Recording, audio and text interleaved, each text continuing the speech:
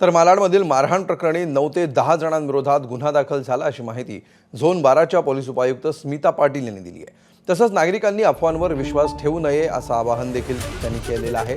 त्यांच्याशी बातचीत केली आमचे प्रतिनिधी अभिषेक मुठाणे यांनी। आपल्यासोबत स्मिता पाटील मॅम आहेत, आपण त्यांच्याशी बातचीत करूया। एकूणच सगळी घटना घडली आहे, याकडे कशा प्रकारे आता तपास आपला होतो? सदर घटनेबाबत कुरार पोलीस स्टेशनमध्ये तात्काळ गुन्हा दाखल करण्यात आलेला आहे। यातील एका आरोपीचे नाव निष्पन्न झाले, त्याला सुद्धा अटक करण्यात आलेली आहे। इतर 9 ते 10 अनोळखी इसमांना निष्पन्न करून त्यांना देखील अटकेची तजवीज ठेवलेली आहे। सध्या पोलीस स्टेशनच्या अंतर्गत व संपूर्ण परिसरामध्ये शांतता आहे, कायदा व सुव्यवस्था अबाधित आहे। एकूण काल नेमकी घटना काय घडली होती आणि त्यानंतर आज सकाळी मोठ्या प्रमाणात व्हिडिओज व्हायरल झाले आणि त्यानंतर हा सगळा जो घटना आहे ती समोर येताना दिसते। काल जी घटना घडली त्यामध्ये काही दोन समाजामध्ये एक गैरसमज झाला आणि त्याच्यामधून एक भांडण झालं होतं, वादविवाद झाला होता।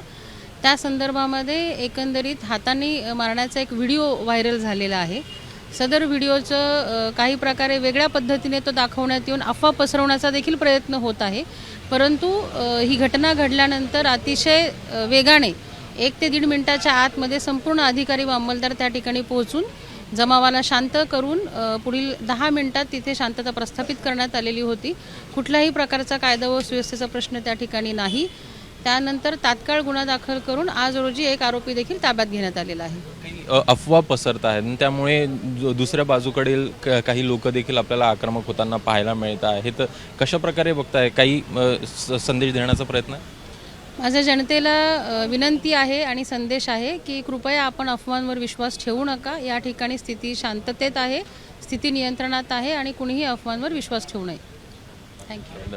त्या ह्या होत्या स्मिता पाटील, ज्यांच्याकडनं स्पष्ट करण्यात आलेलं आहे की एकूणच कायदा आणि सुव्यवस्था राखण्याचा प्रयत्न जो आहे तो आमच्याकडनं होत आहे आणि एकूणच सगळ्या गोष्टींमध्ये जर का पाहायचं तर कुठेतरी आरोपीला देखील ताब्यात घेतलं आहे आणि इतर आरोपींना देखील ताब्यात घेण्याचा प्रयत्न पोलिसांकडनं होतो।